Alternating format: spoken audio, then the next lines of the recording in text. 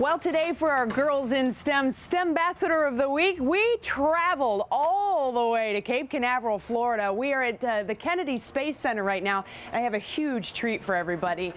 We actually have somebody who's working a big part of the Orion project. This is Amy Marasia. She is the Crew Module Assembly and Operations Lead here on this Orion capsule. This is a really huge project. Give us a little bit about your background and why this is so important to you. I guess it kind of started when I was a junior in high school, and an engineer came for career day, and they showed a video of what engineers do.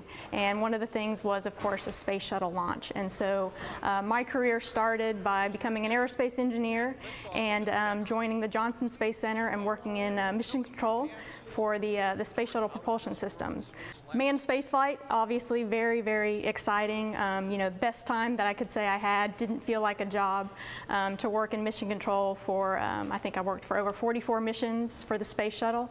Of course, the space shuttle program ended, so it was on to the next thing. And of course, you know, Orion is the next manned spaceflight project for NASA.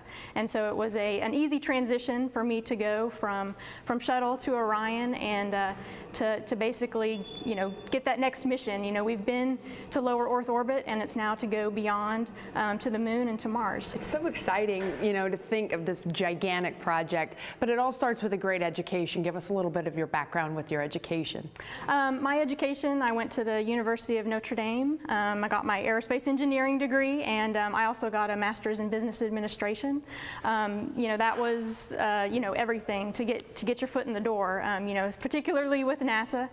You know, a lot of the folks here do have engineering degrees, particularly in the areas that I work in. So, you know, math and science and you know, those were much more interesting to me than you know, my English or history classes, and so you know, this is where it took me, and I'm so glad that it did. What was the hardest class that you took? And it doesn't have to be anything to do with your degree. Just what class did you really struggle in?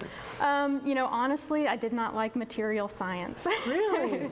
Yes. I mean, I enjoyed chemistry, but material science, for some reason, with just the you know, I don't know, material properties just wasn't my thing. I was more into the aerodynamics, into propulsion, you know, into you know, space environment. We even had a class that looked at, you know, solar arrays and things like that. So those things, I think, mostly that had to do with space or travel were more interesting to me. And it seems like there's a lot of women working on this project from top to bottom. I mean, all of NASA, there's many more women that are coming in, which is a great sign of more girls in STEM. Yes. We're so thrilled about that. So, Amy, thank you so much for letting us hang out with the Orion Crew Module. This is EM1's mock-up, our little quarter scale. It's so exciting, and this EM1 project has a big role in Cleveland. Of course, we'll be talking a lot about its visit to Sandusky for testing coming up soon. We'll have more on our Girls in STEM series at WKYC.com/girlsinstem.